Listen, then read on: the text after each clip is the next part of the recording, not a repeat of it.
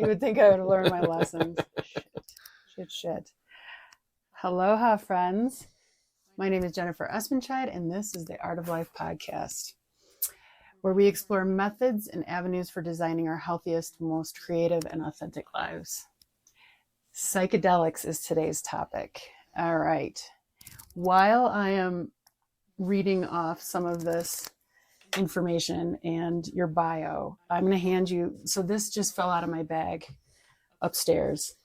And I thought, I wondered if Joe has ever used Oracle cards, which is funny because I get down here and you're like lined with Oracle cards. A little bit. So it fell out and I thought, oh, that would be interesting to have you like, just move them, pick a card. And it pertains because this was a ayahuasca. I created this because of an ayahuasca experience. Oh, so you made this deck? So this is the deck I created during cool. COVID. So this will give you something to do while I talk about you and introduce things. This is the Inner Alliance Animal Oracle. Okay. And pick one. So just you take your time and I'll give a little bit of background to our friends and news friends. Psychedelics have been profound tools for tens of thousands of years. Personally, they've been a top-tier catalyst for my expansion, opening the deepest avenues of therapy and healing and blowing the doors off my creative lid. For this and many other reasons, I'm thrilled to be conversing with my amazing friend, Joe Moore, co-founder and CEO of Psychedelics Today, one of the leading education and media platforms in the psychedelic space. Joe is deeply articulate and will help us explore the symbiotic relationship humans and other animals share with plants, fungi, and human-engineered forms of psychedelics. I believe it's important to have a shared lexicon, especially on this topic. So we're going to begin with Joe's bio, some definitions, and some historical context to help us make more informed and intentional decisions. Disclaimers. This conversation will include some science and some personal experience and anecdotes. We are not doctors or shamans, and unlike many governments or institutions, I respect your sovereignty. So we trust you to take full responsibility for the tools you choose as you are the architect of your own life. So only take what resonates. And with that spirit, I'd love to welcome Joe Moore. And I'm going to read a playful bio because Joe can fill in all the technical things later. All right. Joe Moore has spent nearly a decade talking about the weirdest, wildest, and most potentially healing substances on earth and somehow made a career of it. That's the magic part. Whether it's interviewing researchers, therapists, artists, or underground legends, Joe's mission is to bring real conversation about psychedelics into the mainstream without watering down the magic. Oh, I love this. He's also a passionate advocate for harm reduction, drug policy reform, and keeping people safe while they explore altered states, whether it's in a therapist's office, a jungle, or on a dance floor at 3 a.m. or all of those things. Who goes to sleep that early? Right? It's the sunrise prep. Speaking of dance floors, when Joe isn't nerding out on pharmacology or planning educational programs, he's behind the decks as Jomo, spinning funky, soulful, and psychedelic house music at events like Burning Man and beyond. There's a beyond. Beyond Burning Man. Yikes. He's been known to show up with four-fingered cartoon gloves, questionable dance moves, and an impeccable sense of timing, as far as he knows.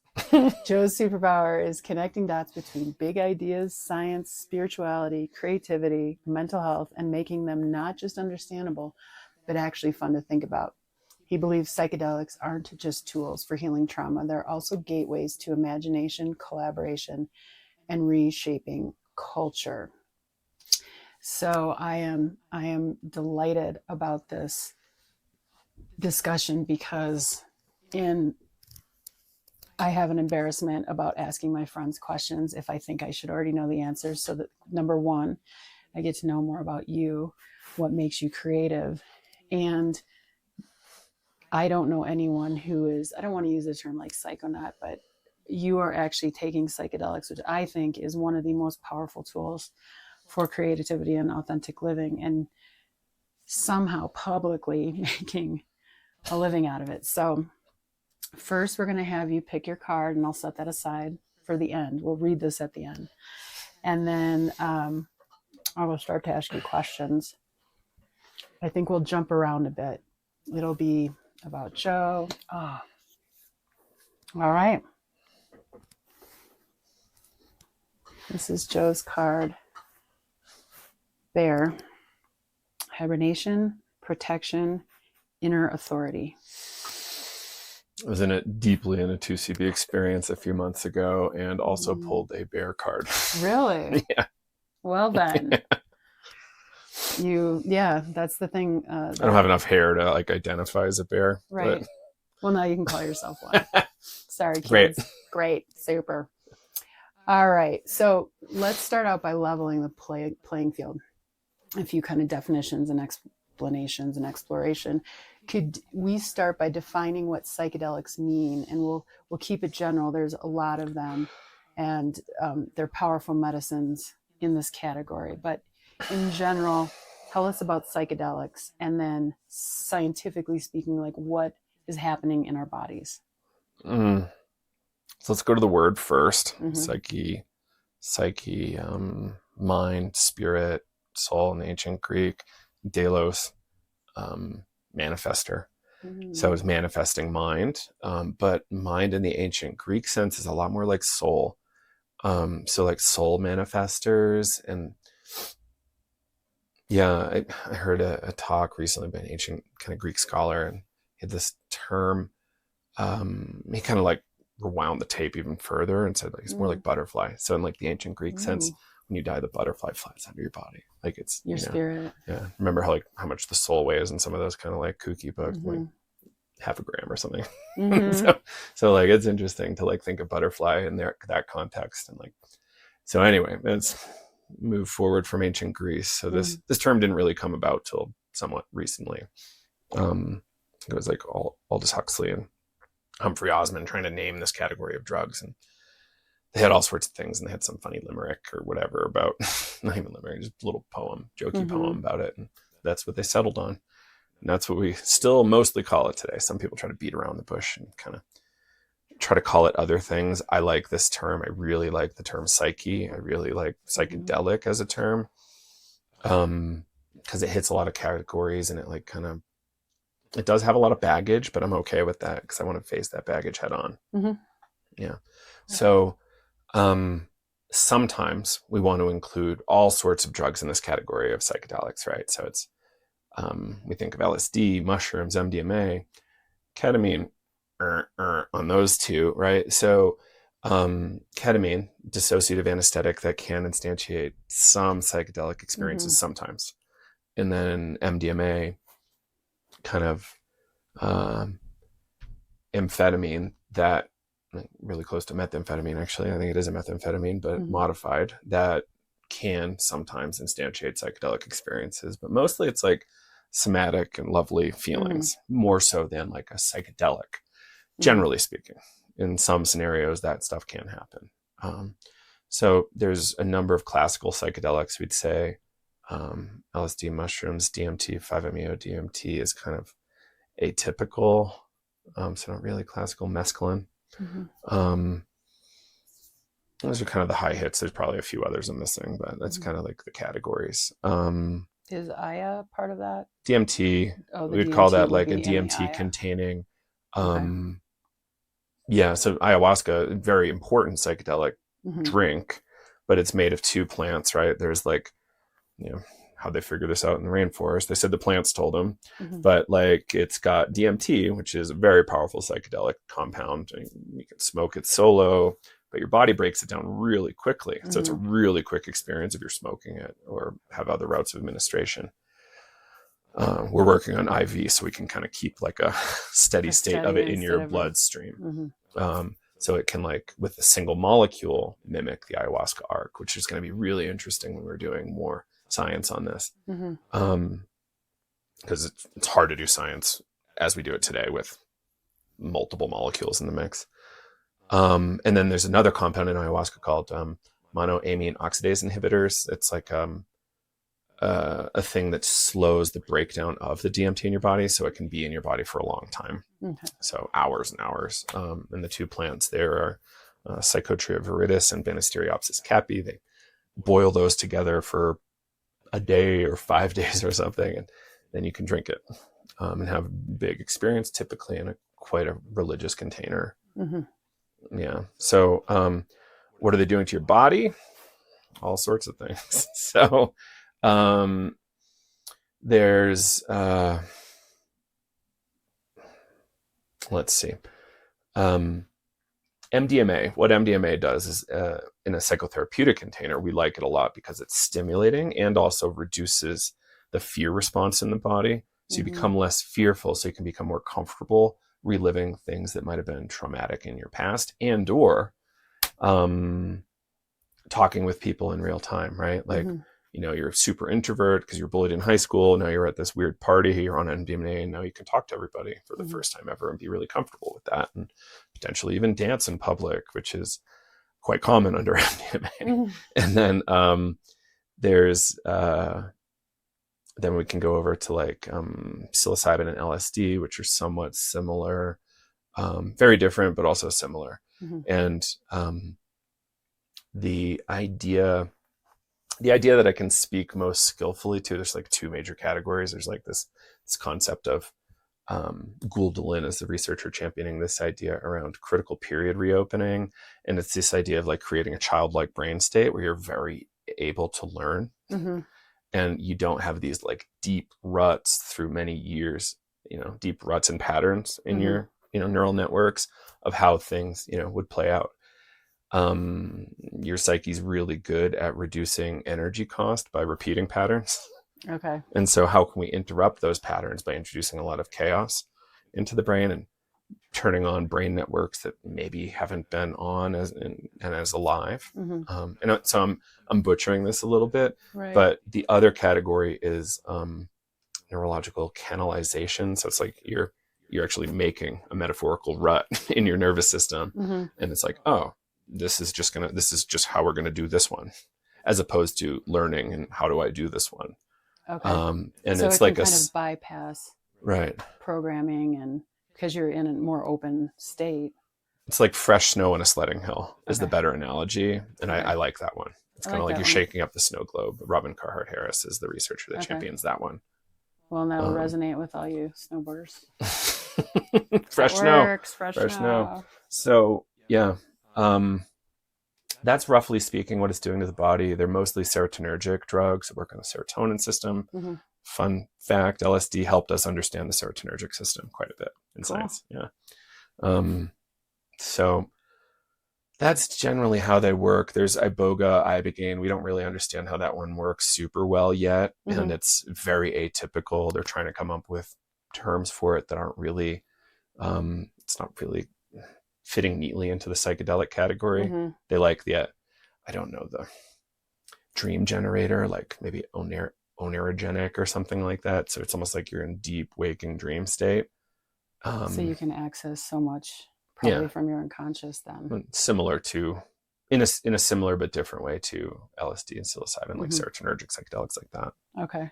Yeah. So to help people clarify, is there a difference between psychedelics, entheogens, and plant medicines? Can they all be the same?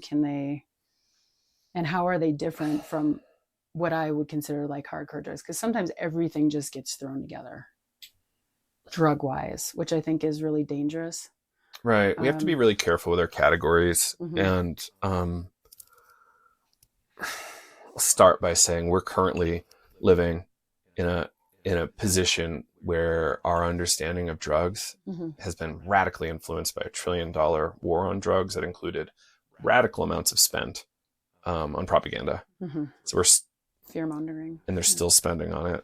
It's not necessarily better. And we're spending more on the war on drugs now than ever before, and more people are using drugs. It's never worked. It's a war on people, not a war on drugs. It's a war on responsibility for our own minds and opening our own minds. It's really about, it started, I'm sorry for the tangent, but like really it's about controlling people who aren't us.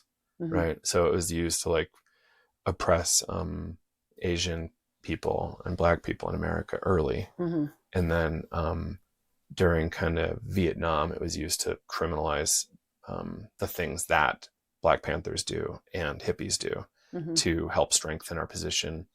The establishment's position around the Vietnam War, which they really wanted to win, whatever that is.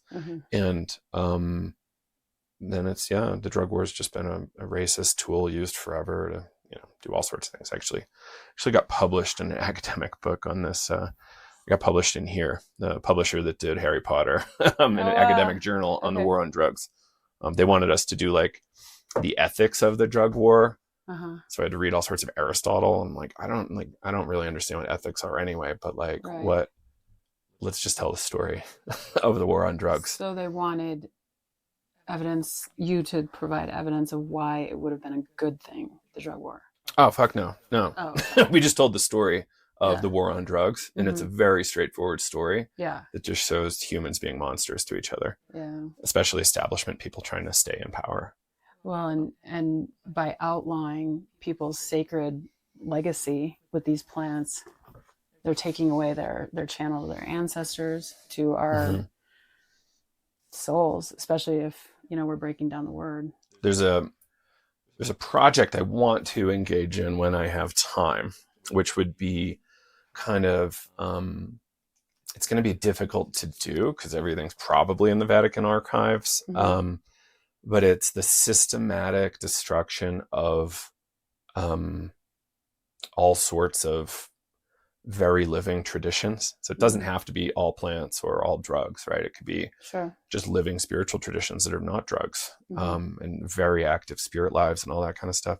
So like my position is that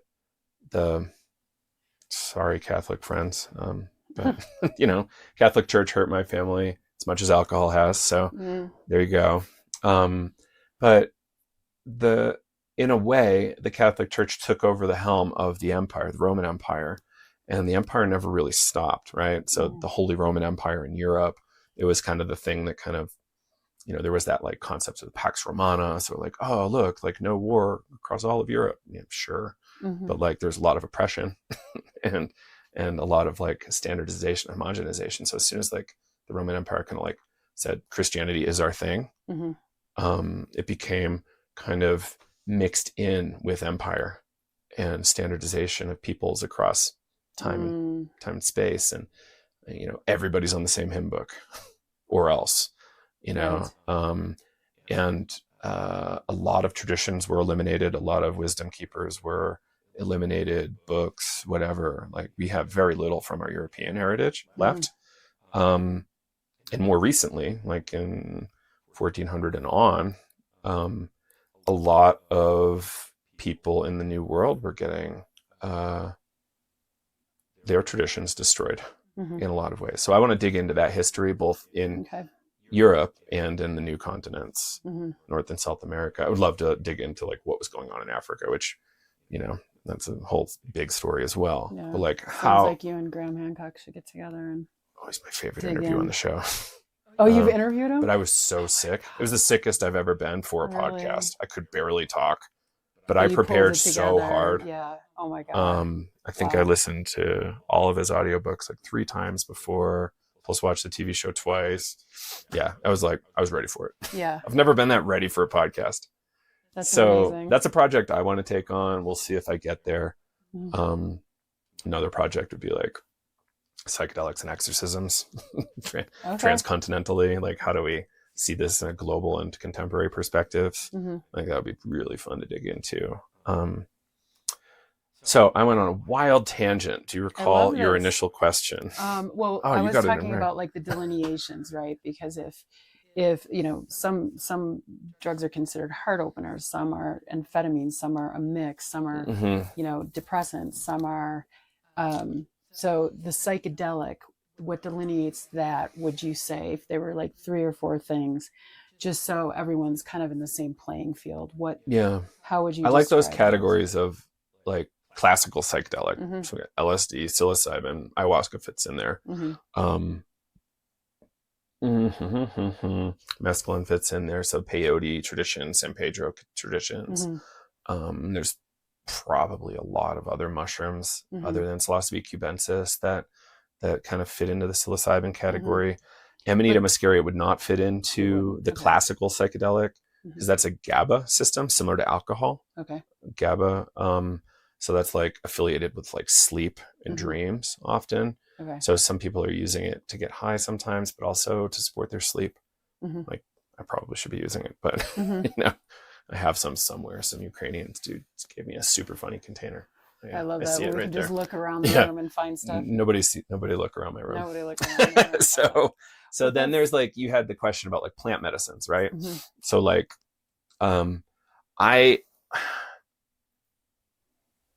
it's a language game. It's a really interesting language game because what is and is not nature.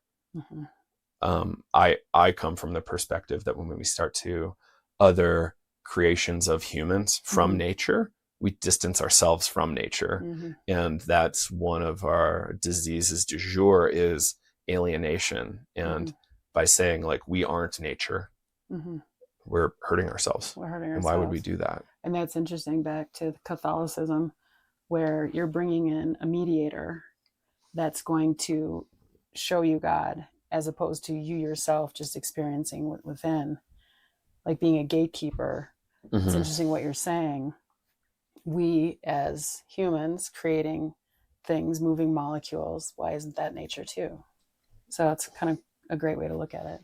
Yeah. So when we say plant medicine, I get nervous. I understand why people are doing it, but I also think that we need to have a more robust conversation about it. So when you think LSD, you think chemical, right? So I had an interesting discussion with a colleague, really sharp, I'll name her, Annie Oak, unbelievable, works over at Lucid News and plenty of other places, really prolific individual in the space. And she was like, okay, for millennia in the Swiss Alps, the fungal precursors have been used medically in her genetic lineages forever and ever and ever. So it's just a slight chemical modification of a fungal thing.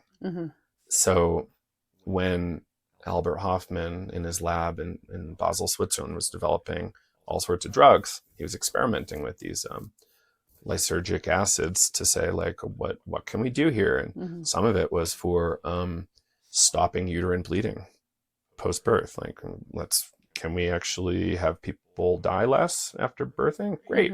Cool. Like, let's look at that, because that was a traditional use case of the fungal thing. So in a way, you know, there is a plant medicine thing here, but it's like, who wants to tell that story all the time? And like, is LSD my ancestral medicine? Like, you know, not really from being from like Ireland, Scotland, but maybe. But we had plenty of mushrooms there too. Right. Yeah. So I think, you know, we have to just be really careful with our language games, is my point. So those things, it's safe to term psychedelics, and like for this interview, and then people can carry that out into the world. That's what psychedelics are. Roughly speaking. Yeah. Because I think generality is dangerous, yet a bit general is good. We got to start, right? Where do you start?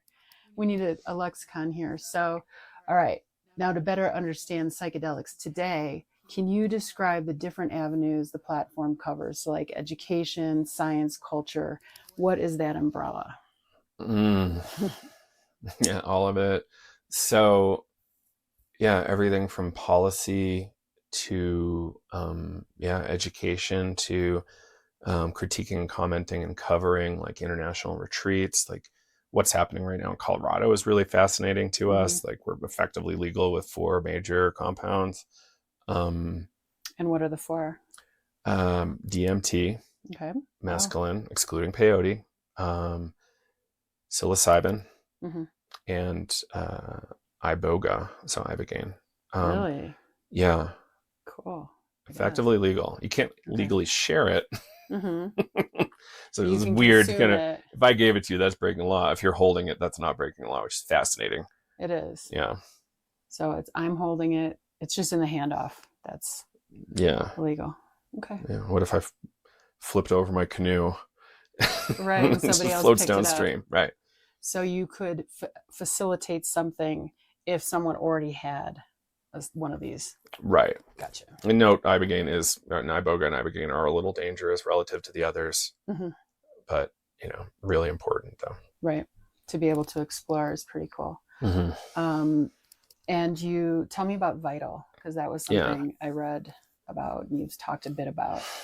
So a few years into our project with Psychedelics Today, we felt really proud of where we made it to, and you're like, oh, okay, we actually have a real interesting position in the ecosystem. Why don't we develop the best training we could? And we looked at what are all the other like most highly regarded trainings and said, how can we do better than those? And we brought our kind of lineage from like where we came from into our training. So we did years and years working with some folks in Vermont at a place called Dream Shadow, ultra breathwork primarily. Okay. And that's heavily informed by psychedelics. So, yes, we're practicing breathwork, but we're constantly talking about psychedelics for years and years and years and how to do it well and skillfully, safely, etc. And that's what we're trying to bring to the table. And it was at the same time an education, a transformational process, and a community. Okay. Yeah. So 12-month program. We've had probably 500 people through the program at this point, maybe including 500, including who are in there right now. Okay. And this is we're running our 5th cohort of it right now. And then that can go out into the world, all these beings that have been through the training and kind of have a stable platform. And a community. That's the key. Keep each other in check, because psychedelics can get strange sometimes. We started doing education because we wanted college kids to have an easier time. So I was teaching people less than 21, how to be safe, right? And then doctors and therapists started showing up, and then our education thing just kind of like unfolded somewhat naturally from there. Okay, very cool. And by the way, all this information is going to be below so that people can like link up and explore further, because I know this could be like a week-long podcast and we would barely scratch the surface. A cool thing about Vital, we were just at this like major psychedelic conference in Denver a week or two ago, and in iShot from our booth we had I think 4 Vital graduates with their own businesses and their own booths at the conference. Okay. Like, this is so cool. So everyone's raising each other up. And, right. Yeah. Good ideas and like figuring out, like, I think entrepreneurship's like kind of key here. Let's not fold into the monolith. Let's create our own little small things. Right. Yeah. Then everyone can thrive and the message and the medicine can go farther. I tend to call it medicine. I'm not sure. I mean, it can be. It is. It can be, and it is, and it can also be really poisonous. Like dose makes the medicine, dose makes the poison, right? And like when I hear people say medicine, I go, like, yes, there are contexts in which we can treat this stuff like medicine. There's also context where like when we say medicine, we're actually like othering other drugs and perpetuating drug war harms. So it's like, the concept of psychedelic exceptionalism. You heard this one? Like it's better than everything else? Oh, yeah. Yeah. Like psychedelic users are clearly better than everybody else. And like, they don't. Like house music. Down on everyone. Good God. Yeah. So well, like, it's interesting. I forget. I think it was Sadhguru who said, a little bit of venom can be intoxicating, but too much of anything can kill you. So it's right. It's how you dose it or how, Right. And like, there's all sorts of like drugs in the world that like some cultures demonize and some really like quite a bit. And, we're in a really tough culture, kind of a sick culture. And as a result, we have problematic relationships with all sorts of things, including substance. And like, I'm trying to evolve my language, but I can't can't all the way always call them medicine. Right. Like they're drugs, and drugs can treat infections. They can also hurt people. They can do all sorts of things. Sure. Yeah. They're just tools, kind of amoral. Yeah. How do you want to use them? Yeah. Yeah. They themselves are inert. It's how do we apply it? Yeah. In what quantity, in what setting? And I'm not trying to desacralize either. Right. Like I think a lot of these things are really, really important. really, really important. And Sasha Shulgin, famous chemist, and like brought back MDMA, 2CB, a lot of these things. He's like, they are keys that open it in you. Like, you know, saying that, oh, LSD contained the experience, that's goofy. Like, Right. you know, ayahuasca can, like, the drink contains the experience. There's something different going on. But I feel like it's allowing our divinity or our, like, we're Yeah. hearing ourselves, essentially, our higher beings, maybe.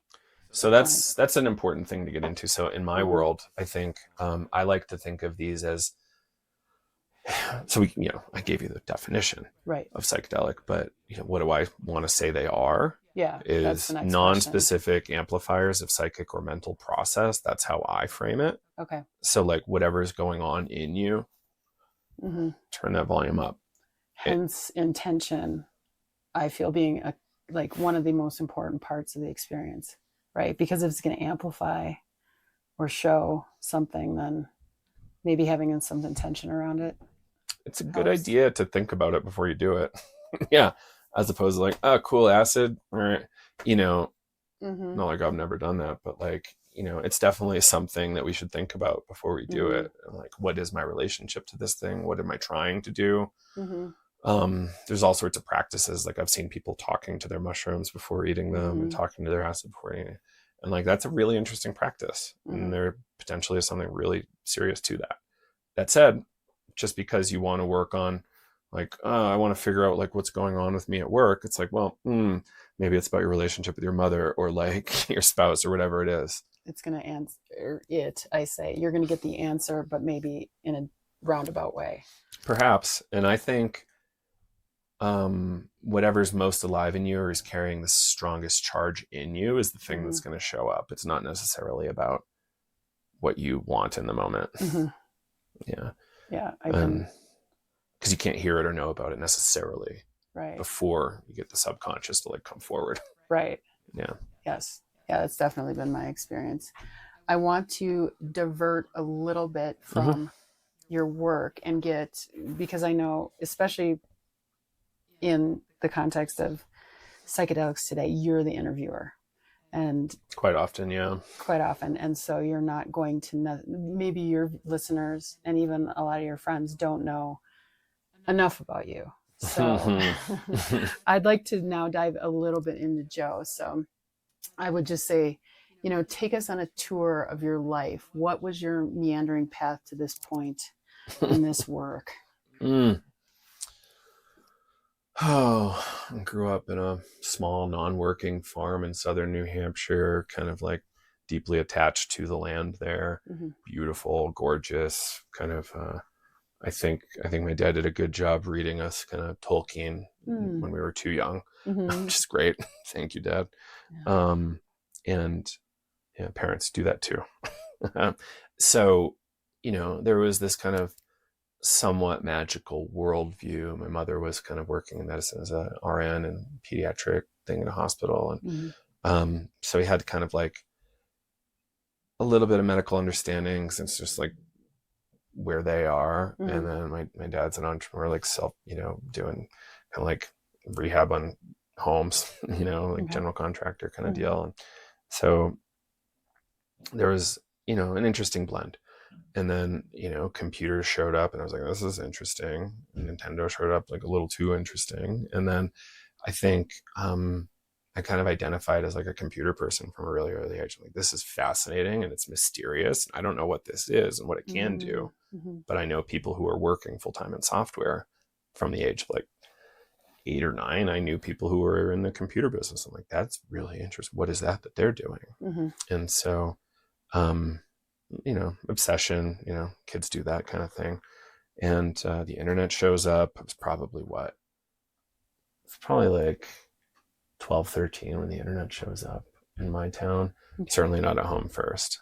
We're late adopters. And then fascinating, really interested. It's like, there's something magical here that I don't understand yet. I still think there's a lot of possibility with the internet. We're just kind of misusing it currently.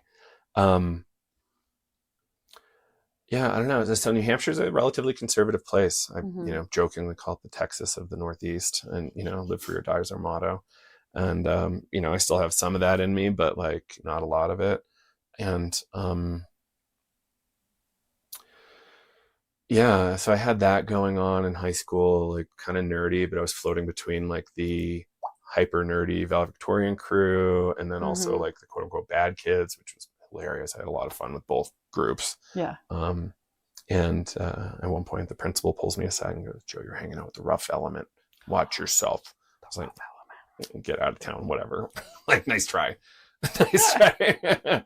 And then, college comes around. I choose to go to Plasticity University in the White Mountains of New Hampshire, particularly because it was one of my cheaper options, or probably the cheapest option for me, other than not going. And then I could snowboard 6 days a week. Kind of like grew up doing a lot of skiing and snowboarding Okay. in like Maine and New Hampshire, and that was my jam and my passion in a lot of ways. Like I don't really remember having a lot of other kind of physical passions. Okay. Love with So sports, computers and then computers and snow. Yeah. And then so a lot of fun there. Too much drinking, too much weed shows up, drinking shows up in a pretty heavy way as soon as I'm there. Mm-hmm. Interesting explorations into spirituality. Also, Stan Grof and LSD psychotherapy shows up in 2001 for me, part of my undergrad. And so yeah, I move out of my parents' house. 9/11 happens. I started reading all this stuff, like the world's a very different place. Mm-hmm. And I'm like enrolled in an applied computer science program, like promptly realizing I'm like I didn't realize this till recently. I couldn't program because I was dyslexic. Realized that very recently. Okay. Like that was the reason. I realized there was some dyslexia, but like, yeah, I'm like, why is this not working? I don't understand. Like, You're getting I the get all zeros the and ones concepts, I backwards. get Yeah. all of it, but like, why can't I do it? And it was that. So like, self-knowledge is important. Mm-hmm. Yeah. And then, We were underdiagnosed then.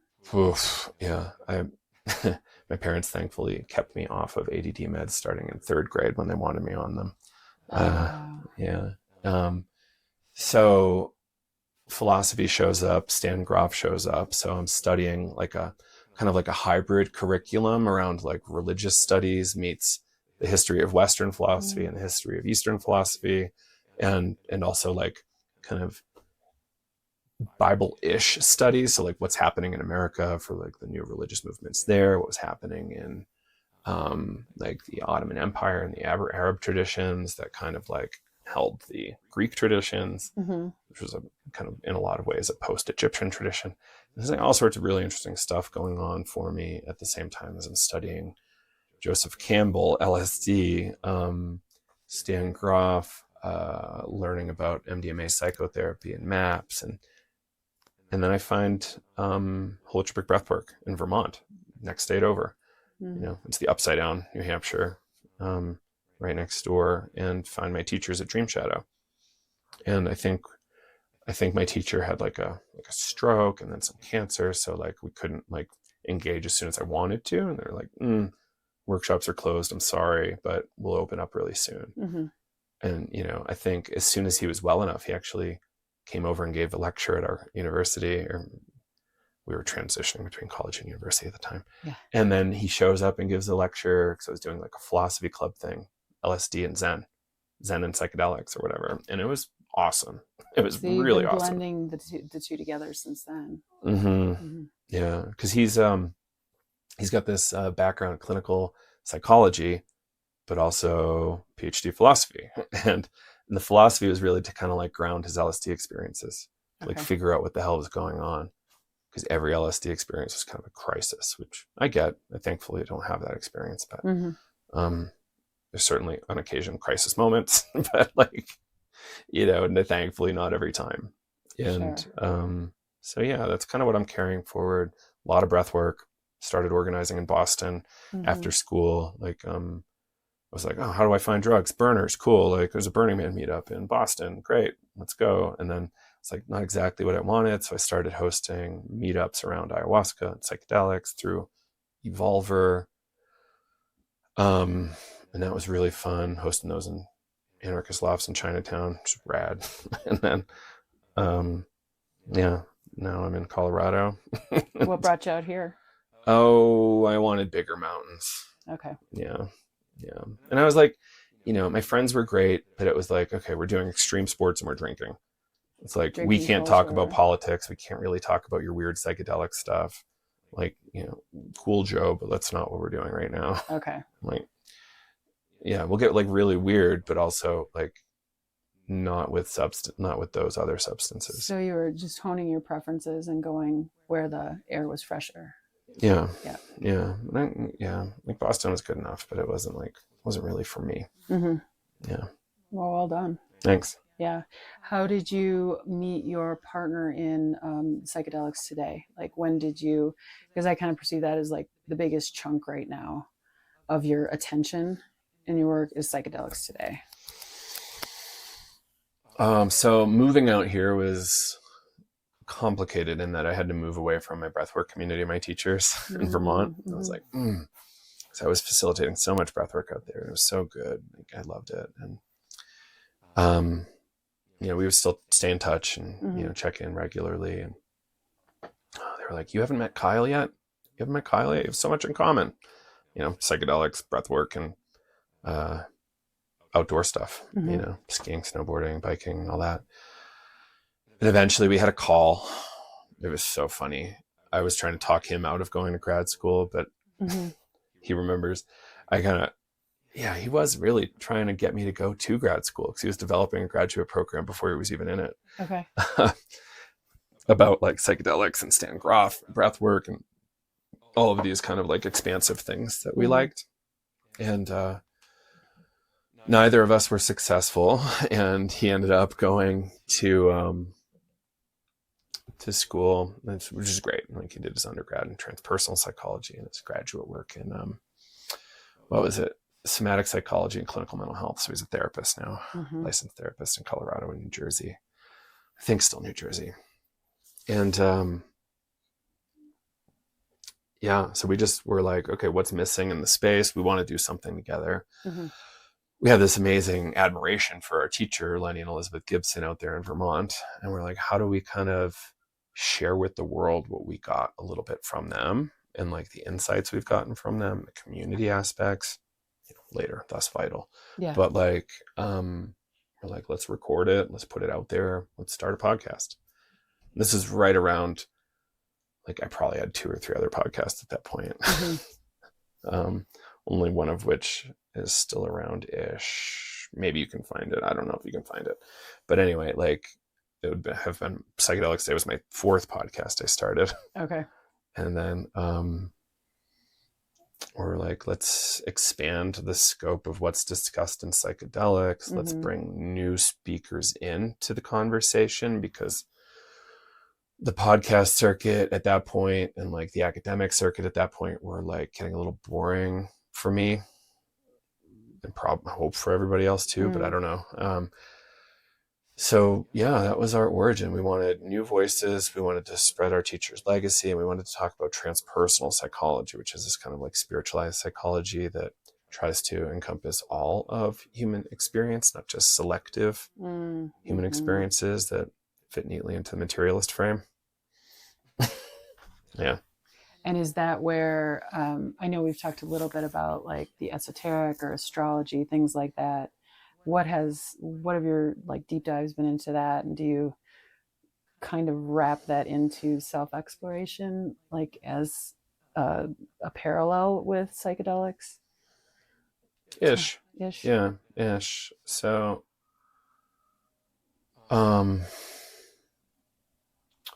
let's say like as part of my undergrad, like there was a lot of mystical thought, right? Like, as would happen in college, you're like, oh, wait, we can have experiences, not just be told what the reality of the situation is. This is how you worship Jesus. This is not like how you become like him or something, right? So an Episcopal priest told me that recently. Thank you. His name's Hunt Priest. He's a good friend. So yeah, like what is it that we're trying to do with this religious project or spiritual project? There's a lot of things, right? Like, there's some people that just like, all right, I need to leave the world and I'm going to go in the hills. But there's also this like deep need for like being in the world. So that's kind of like the dance I've been trying to do. It's like, how do I like try to help as much as I can, while also trying to have some sort of religious flow through it. So like in my undergrad, I think what was going on for me is a thing that we call spiritual bypassing. Okay. So I'm like, as soon as I have this Kundalini awakening, all of my problems are gone and I don't need to worry about anything. And like, you know, the substance issues, relational issues, all that kind of stuff is like not something I need to solve. And my philosophy professor at the time, like David Haight, was like pushing this idea of the highest first. So you go to the highest first and all else will follow, was kind of the thing he was pushing. And he's like, all these major like philosophical frames around it, like saying Plato says this and quantum physics, and, you know, fills up 4 chalkboards with his story. So I'm like, oh, cool. It's amazing. But it didn't work for me. And, you know, I think it's kind of problematic because it led to a lot of kind of like over drinking, body harm through like, let me throw myself off of huge jumps while snowboarding, or like, so what if I crash on my skateboard super hard? And like, you know, body is irrelevant kind of thing. And that earned me a lot of surgeries later. In the last decade, I've been paying for it. So I don't advise people do that. And if you're going to do it like with a lot more thought, with some coaching.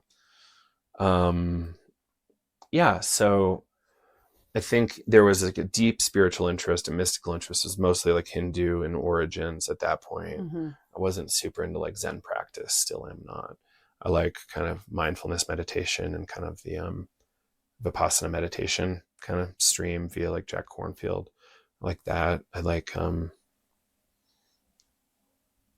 those were really influential for me for sure. I even got to go to a retreat with Jack Kornfield once, and it was like so heartful, so beautiful. Are you familiar with his work at all? So he, I think he's a clinical psychologist. He's dear friends with Stan Grof. He's like Stan. At one point, Stan said he's the family priest. So it's like deep kind of like, I think he was in Thailand studying Buddhism there, Thai monks. And, you know, just brought it back to America and said, how do I do this as not as like a celibate monk? How do I do it as an American, doing the family thing and like trying to live a good life? And he found a good practice and flow. A lot of his stuff's great. So like, I think one of his lines is, after ecstasy, the laundry. Oh, that's where that comes from. Yeah. A spin-off of chop wood, after or before enlightenment, chop wood, carry water; after enlightenment, chop wood, carry water. Right. It's like, so kind of being a bridge between the two, being in your spiritual world and then grounding it, and being really effective and able to share this in this tactile world. Seems to be where you're at. I mean, from my perspective, you draw on a whole lot. Too much, right? Yeah. And you also can then translate and output so much. So by hopefully with skill. Right. I think so. I mean, you're succeeding. In my opinion, I'm still here. Right. Paint a broad. Okay, so I was going to ask you to paint a broader picture, but I think we've kind of covered a lot of your loves of snow and of maybe astrology and these other teachers, and breathwork is a huge one. And these are all major components. And I feel relating to and keeping tapped into yourself, your soul, your purpose. People like to say purpose a lot. And then personally, so let's bring it back to psychedelics. When did you first experience, and how has that evolved and opened you and helped you trust yourself? So I was born a Burning Man. Start kidding. No, I think by the way, that's a funny inside joke. That's where Joe and I met, is Burning Man a couple years ago. My first experience there. Yeah. Yeah. So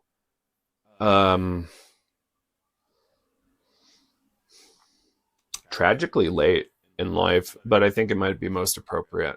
So I started, reading about this stuff 2001, Leonard Picard had just become incarcerated. Like LSD became really scarce. I was also in the White Mountains of New Hampshire. It's a very strong drinking scene.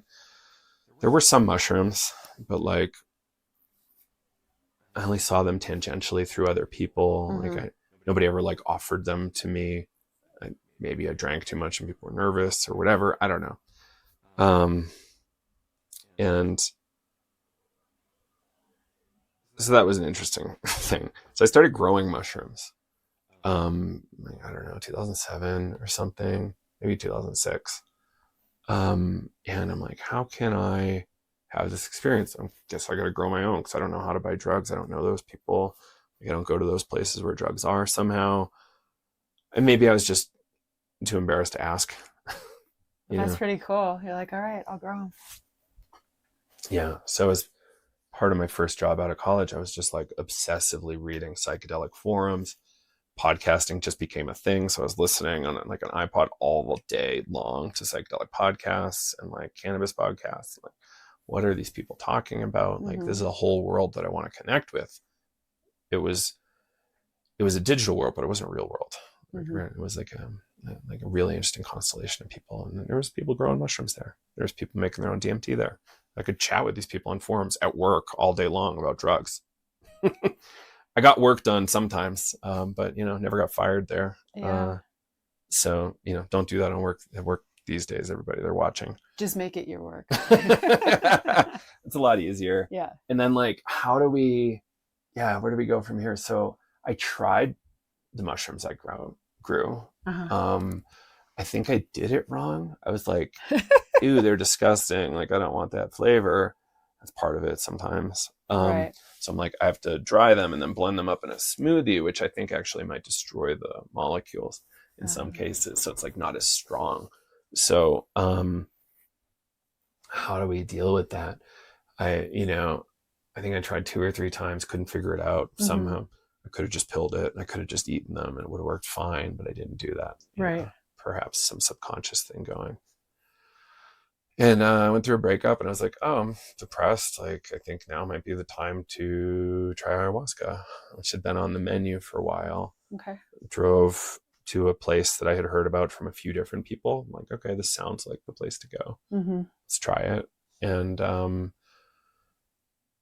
guy, when he was interviewing me before I went, was like, I wish everybody had like this many years of holotropic breathwork before they tried. Like, oh, cool. So I had all this like breathwork experience, which is robust. And then the psychedelic experience with ayahuasca in a really interesting container. So I'm sitting down for the ceremony. The person next to me is saying, I'm just really so happy I'm sitting next to you. You've clearly done this so many times. He's like, nah, first time, bud. Sorry, not able to help you. Yeah. But, glad I'm putting that out there for you. Right. It's just like, I just, been through this kind of like process of entering the mystery gate, whatever that is, so many times that I'm like, okay, this is going to be a big one, because any of them can be big ones. Right. I was pretty sure this one was. I was just sitting there going, whatever you're going to do to me. Great. And see what happens. And that was a really intense experience, terrifying, beautiful. But, at the end of the day, the world was, sparkling rainbow diamonds everywhere for 9 months from one dose. Yeah. Wow. Can't ask for much more. Like, that's incredible. Certainly wasn't depressed. So your first psychedelic experience was ayahuasca? Domestically. Yeah. In big or a go home. container, in a container that was, this is like not even MDMA in my life at that point. Like this is, it was just so surreal that was how it went down. Well, and you had, like, a lot of people can't sit through a breathwork session. So it's not like you hadn't done hard physical, because it is a very hard physical experience as well. Works right in the title. Yeah, that's true. Work. This is going to be work. That's pretty cool. Okay, so, and then from ayahuasca, you just went on having a lot of abstinence, actually. I was hanging out in like burner circles, like doing all sorts of fun things at their parties. Drugs never showed up. I think Boston's like really close to the chest. Okay. Different cities have different vibes. Puritans landed there pretty early. Yeah. And it wasn't until really Colorado and really until being with my current partner that psychedelics really showed up in a very prominent way in my life. Okay. First ecstasy was with her at my first fish show in Colorado, which we get to share that experience soon. Full circle. And it was exquisite. Exquisite. And then, you know, kind of the typical thing of like over raving, like, you know, too much mushrooms, too much MDMA. But I learned a lot. Yeah. But I learned a lot. And I had chronic pain. As soon as I got out of school, chronic pain showed up for me. As soon as I got my shitty tech desk job, my body hurt all the time. Weird. Bizarre. Who would have thought? And then a lot of MDMA and a lot of psilocybin, and that all went away in like mostly party scenarios, like music venues. Do you feel like it's the? I mean, I've tried to study it, but mostly it's just my experience that I think a lot of pain is just remembered, and that maybe the psychedelics help with the new snow mentality that you were talking about. Remembered is an okay metaphor. Okay. It's not far off from like the neurosci angle, but there's also like the spiritual injury angle. There's so many angles with which you could take it. Right. So like, yeah, I think there was, I think there was some of that. Like I was remembering bodily insults from like stupid extreme sports things, like trying to be like Johnny Knoxville and Jackass or whatever. Super dumb. Don't do that. God, it hurts just watching. Yeah. I didn't realize until very recently they had PCP and other drugs to like keep them from not hurting. I was just raw dogging it. Like, there's a lot of pain. I learned a lot. And, pretty smart by now. Fuck. Yeah, I learned a real lot. But so in part, there was some like neurological stuff. I think there was some like cultural things I was learning. Like, how do I be friends with new people? How do I be like, feel really connected and really bonded with other people? And there was a lot of that happening. And that was really healing. It was really helpful for me. Yeah. And like, again, I think I was feeling really isolated. It usually equates to pain, doesn't it? Isolation. Because you're in this like rich undergrad experience, like a lot of free time, a lot of free space. I always worked. I was never not working, but I had a lot of time to like do fun things too. Yeah. And like, it was great. It was really great. And then, you know, you go into your office life and you're like, oh, this is what the rest of my life is like. And I only get 2 weeks off a year and this all sucks. Like, yeah. So unconsciously you were building up these preferences and the things that you were really, that piqued your imagination and your interest and your curiosity. And then like in retrospect, you created this life, exactly studying and talking to people about the things that expand you and then sharing that with the world. What, because I feel like as being born human, as a human, we're intrinsically curious and creative and courageous. And one of the things that amazes me about being in the psychedelic space publicly and having this be your business, I perceive that as taking a lot of courage. Have you always like, do you have to practice courage? Do you have to constantly uncover it? Does it like, talk to me about that. Talk to me about You just uncovered a core memory for me. Oh, goody, a core memory. No. And courage is the key word here. So I came out of the most harrowing breathwork experience. Typically, we're making space for about 3 hours of experience. I was deep in it for 5. And they were fucked up. So I was like, kind of like practicing and interning with my teachers. They're like, "Oh, Joe, do you want to lead the relaxation today?" Cool. We're at some retreat in Maine, a beautiful facility. I'm like, yeah, totally. The plan was for me to jump in and just lay down and do breath work, as soon as everybody else gets started. So I'm like, a lot was alive for me at that point. I need to go out and build my timeline eventually and remember what went where. But I think I started leading the meditation. My body was just like, oh my God, something really big is happening and it's really electric. And I don't know, like, I think I can get through this and led the bodily relaxation successfully somehow. But I was inside falling apart the whole time I was doing it. I'm like, oh my God. And I was like, I go to lay down and I'm in a full on visionary trance, like deep experience, being supported. So it's like this kind of like existing kind of like cosmic binary, right? So like at that point, the worst thing in the world is the masculine for me. Like, this is why, I've evolved a little bit. My thinking has evolved quite a bit. This is why the world is burning. This is why, like, I'm not going to have a future, like climate change, etc.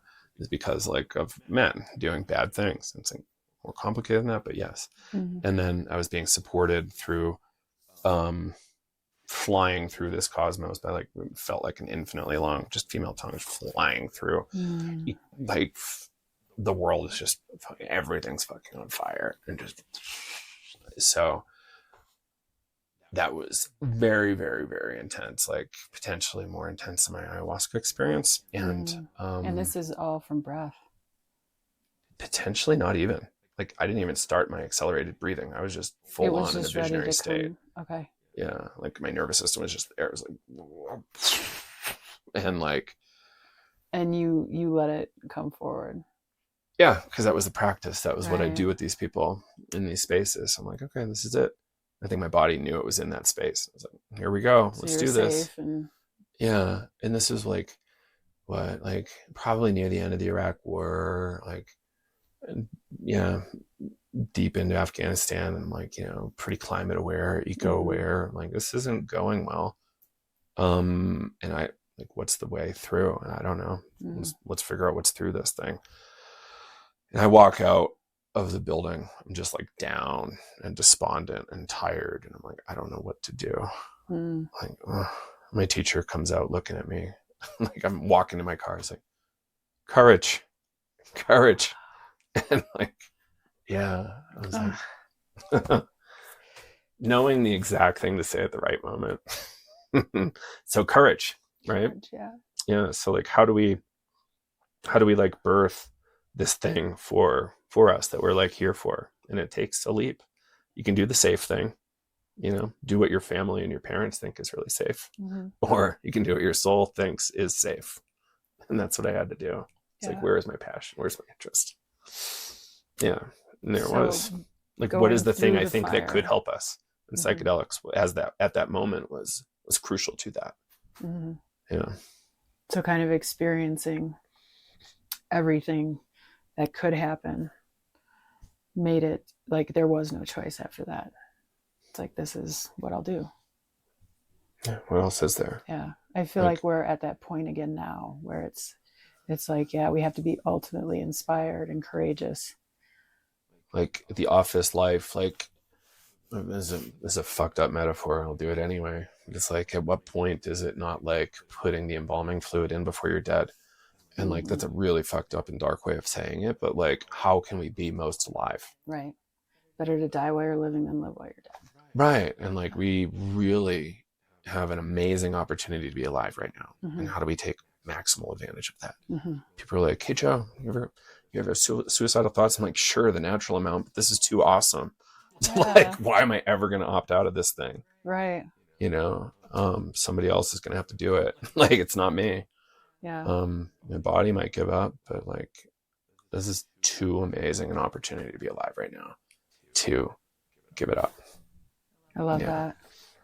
Yeah. That's where we're at right now. That's really cool. Courage. Despite everything that's going on the planet, like, in the face of it, right? Yeah. Well, and it's interesting that a lot of these things are coming from Earth. Like, we come from Earth. It always cracks me up when people want to save the planet. It's like, planet's fine. Like, if we screw it up that badly, but cockroaches are next, but whatever. Right. Getting in touch again is what can save us, or at least this experience. Very cool. What are some of the things so I guess it goes in either direction, right? what are some of the things you're most excited about and the goals and the direction of psychedelics? And then what are your biggest challenges and hurdles right now?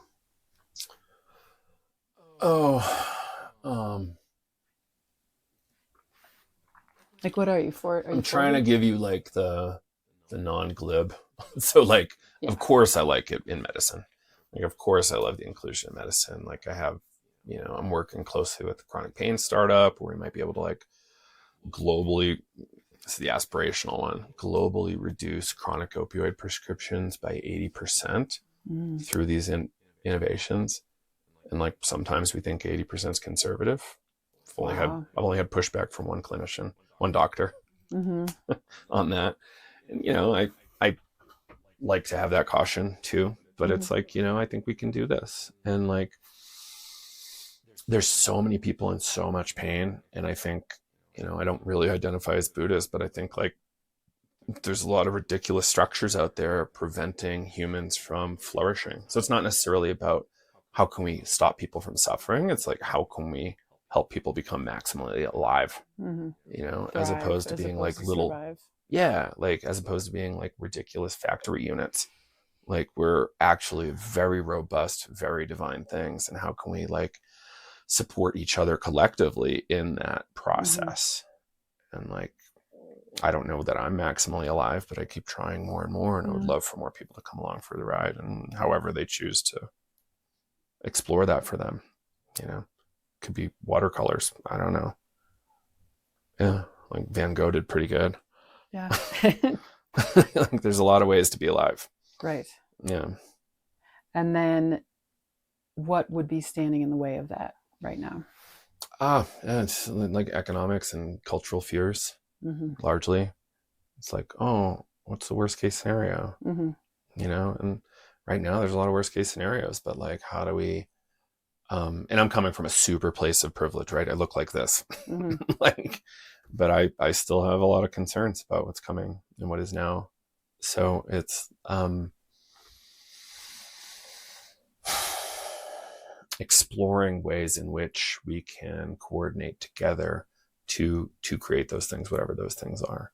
Okay. And then figuring out solutions to get around the groups or the trolls or the governments that want to suppress this. Right. And how do we create like the most beautiful spaceship Earth we can for the good of everybody, or as many people as we can, at least. Some people aren't going to want it, right? It's maybe not as lucrative as the things that are happening now, right? And I think psychedelics in part are helping us kind of dissolve those kind of social constructs for ourselves and mental constructs. Like we talk a lot about like decolonialization, but it's often like we're colonized by a lot of things. Like, what are those things we're colonized by? What are those things that are preventing us from like understanding ourselves more? Psychedelics can also help us connect with spiritual things and our higher selves and gods and whatever, or whatever's out there. And I think people, like, I don't want to put my frameworks too far out there, but people should be checking in. How do you want to relate to these things, or how are they showing up in your experience? Yeah. Questioning themselves. And if someone is a bit fearful right now, but curious and considering psychedelics either for themselves, we have personal experiences, but I think there's a huge population that is beginning to be curious enough to maybe want to look into this for themselves, or people in their circle with PTSD or end of life fears, things like that. Could you point out, and it can be anecdotal, things that you've experienced with your students, like how it has truly helped people, and then also maybe lay out a framework for your pre-work, and then how to integrate that. Like what would that look like for someone who is curious?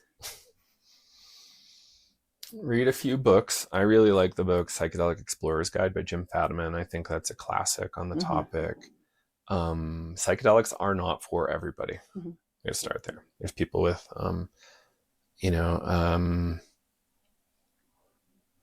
conditions that just aren't appropriate for it. There's also people lived experience that aren't appropriate for it. And then, I would really carefully consider, if you're healthy enough and you get kind of some medical clearance, consider something like an MDMA first. Like let's start at a thing that actually is going to reduce fear. Like it's going to reduce blood flow to your amygdala and therefore give you way less of a fear response. And then as you consider what's next, I think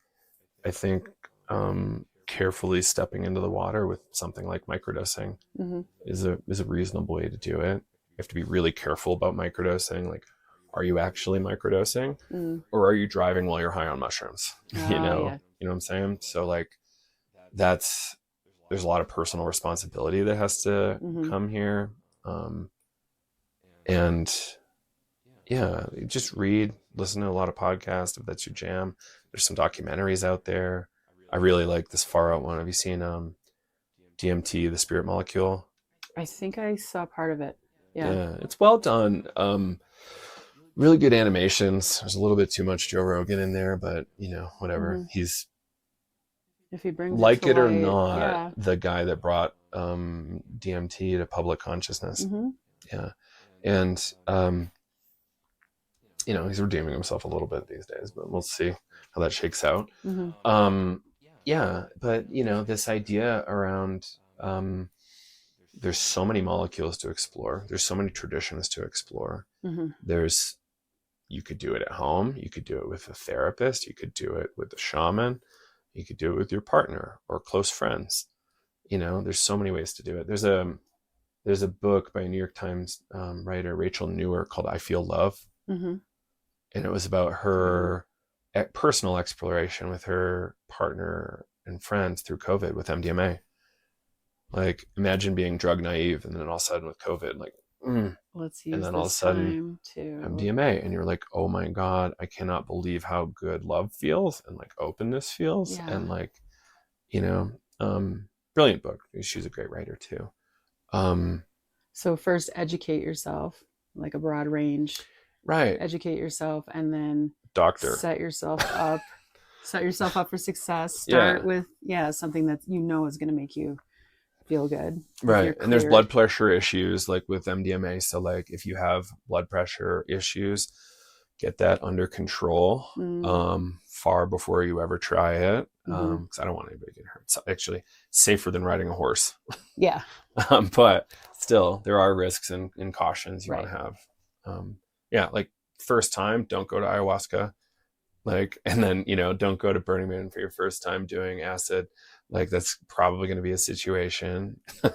Really. So your first psychedelic was ayahuasca. My first festival of any kind, I know burns aren't festivals, but my first of anything was Burning Man. Good God. And I did everything everyone gave me. You've done all right. And it's like, it's fine. Not everybody has as much success. So you've clearly done well. I think I was mentally strengthened before that. So to kind of circle back to courage, right? Psychedelics can, when explored well, or even when it's not turning out the way you want, if you can hone that mind muscle to know that, this experience I am going to decide to take and learn from, like that can give you courage for things that happen physically, mentally. Yeah. It can be.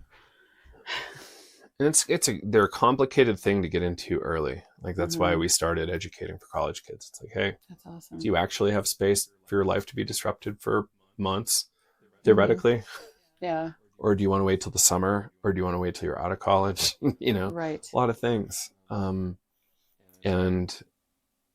yeah, I'm loving it's kind of like new harm reduction movement. There's like moms coming forward saying like, hey, like it's okay that you're interested in drugs. So cops aren't helping us with DARE or anything, but like, no before you go. Yeah. It's a really great campaign. Just say no, KNOW. And I love that. Tell my kids that. It's great. We'll talk about that when you interview me. I think it's important. The conversation, the safe space to try the things out, knowing what it is you're consuming. And like demystifying it in a way so they're not like, oh, I'm going to go drink whiskey because that's what the adults do. It's like, well, like take the air out of the tires a little bit, like make it less enticing. It's like, yes, they're miraculous things, but when we insert reality, we can have often like safer, better outcomes and more, sober approaches to drugs. Right. Yeah. I love it. Yeah. Thanks for getting the information out there so that the experiences can be, you hear a lot of that, like someone had an experience and it was horrible and, it tainted everything. Maybe study consent. We chatted about this the other day. Oh, yeah. We're not good at consent ed here. In a lot of ways, American culture is based on not consent. Right. And how do we lean in and say, oh, that's what consent looks like. Oh, that magician shaman, he's doing stuff that I didn't consent to. And, have your nose lined up. Right. It sounds cheesy to practice, but it's important. Right. I still do it before I, go out. That would be more recreational use of substances, but it's like, what do I want out of this day? But even in a therapeutic scenario, that's lines where it can get blurry. dangerous. Even shamanic scenarios, like all of them can get blurry. And you guys are working on that now too, right? Like a framework for what is acceptable and what is harmful, and maybe what is just some ground rules. A little bit outside the scope of psychedelics today, but it's something I'm thinking about a lot. But I'm probably going to be developing some training there, both for PT and for other things. Like what do we need to know before we go to a rave? And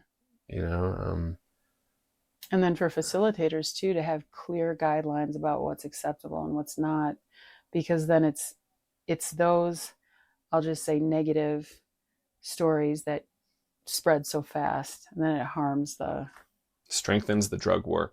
So a thing that I regularly circle back to is how can we make sure when we're talking about drugs,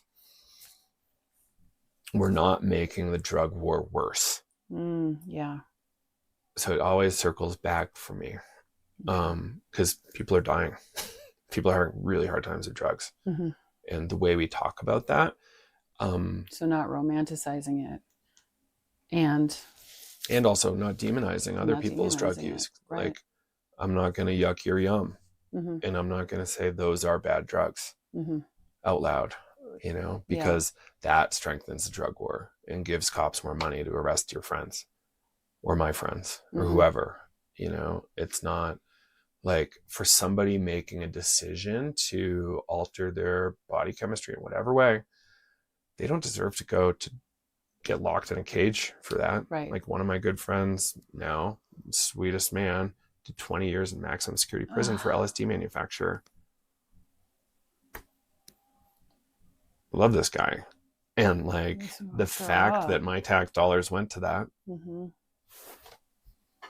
Yeah. Unless you're harming someone else, it's nobody's business what you're doing with your mind and your body. So let's not make the drug war worse. Let's learn about consent. Let's learn about all the drugs. Great book, Drug Use for Grownups. Okay. Columbia professor Carl Hart put this one out, and he was the chair of psychology at Columbia, and he very publicly admits to all sorts of drug use that would get any normal person like me fired from jobs. But he has wildly great arguments about so we can have these experiences of LSD. Who's to say the Persian mystics with opium were not having the same experience with opium, right? And it's just like one religion bashing another. Whatever brings you closer to your divinity. And he'll write about his amphetamine use. I'm like, good God, I would love that experience. And that's fascinating. And well,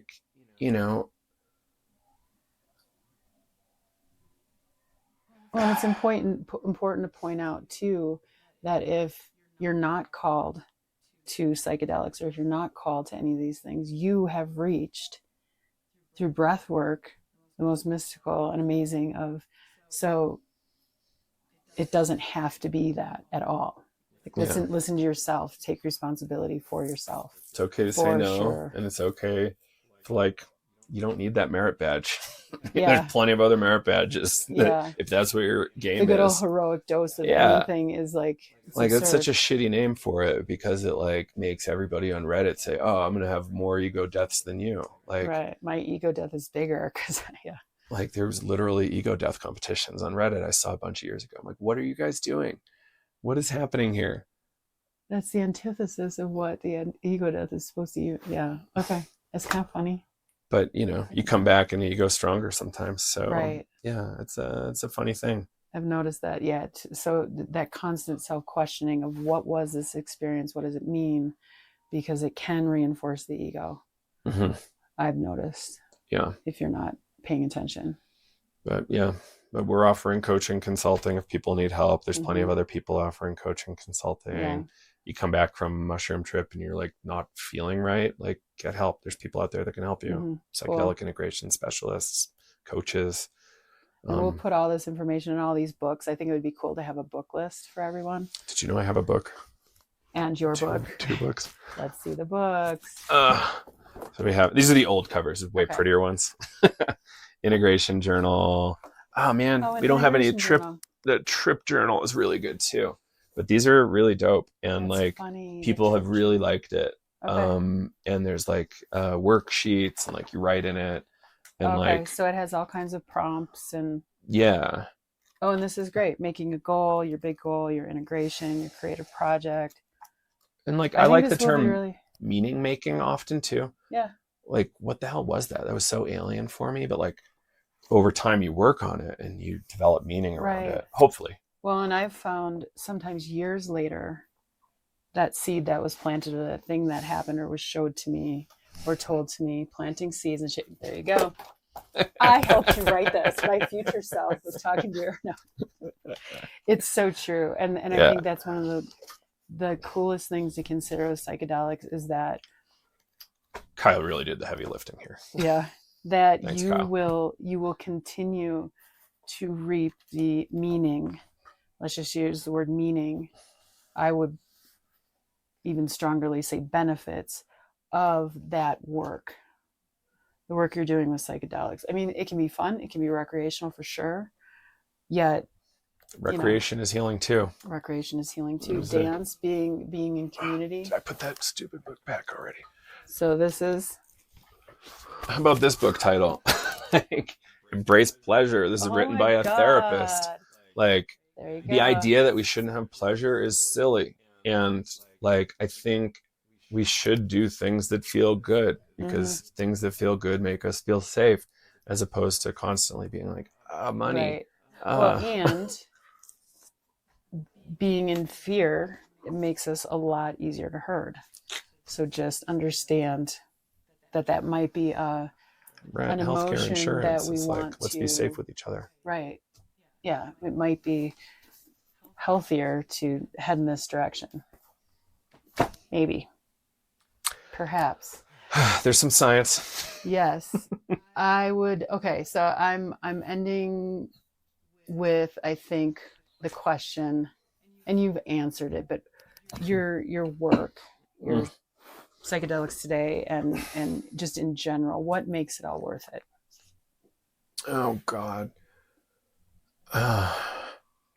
So it would be one thing if I was just hanging out and podcasting, but I'm engaging in so much that it's not me exclusively chatting with cool people on the internet. It's like there's a lot of uncool stuff. And people getting hurt and people getting arrested or ODs or whatever. There's so much in this space. And what makes it worth it? I just had this moment. I think I told you, I forget. We had that big conference recently. We had a bunch of our students, and thank you, Vital students. It's fucking amazing. So we had like a bunch of them rented a big art loft and had a big pizza party for all of us. And Kyle and I came over, and there was one moment like after they're taking like photos where they all just like kind of did a little thank you thing. If they went for like 10 seconds longer, I would have been crying for like a half an hour straight because it was so sweet and so amazing. One of our good friends who teaches for us a bunch is like, Vital students are like the kindest, sweetest people. And like, I don't see that elsewhere. And I was like, oh, thank you.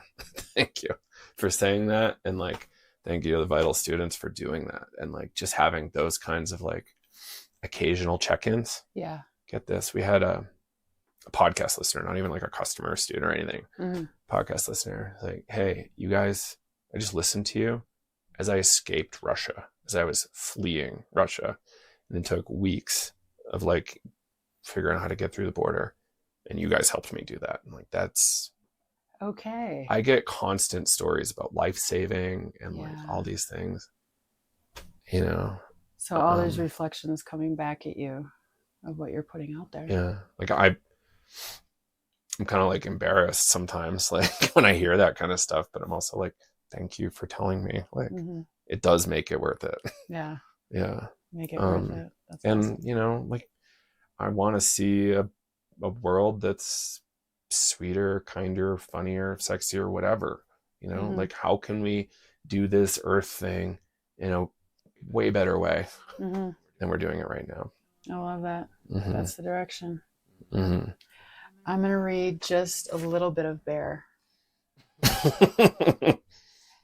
So at the bottom, like if people are in a hurry, which we tend to be, so there's a whole meaning and a whole everything, but in the bottom, there's just like a mantra. So if someone's in a hurry, and we'll read this, but then later on, it'd be fun to dive into it together. So Bear Mojo, I honor natural cycles of creative hibernation and manifestation. I trust in myself and I feel ease knowing answers and synchronicity are clicking into place as I sleep, work, and play. I am one with Source and the essence of Bear spirit floating on the cosmic river of honey. Okay. That's sweet. That's sweet. I love that. And I love that all these things that, you know, be it your intuition or your higher self or whatever, all those components that you put together have brought you into an arena that is affecting so many of us beautifully. So thank you for that. Thank you. This is so Rad. great. So good. Very fucking cool. Bear.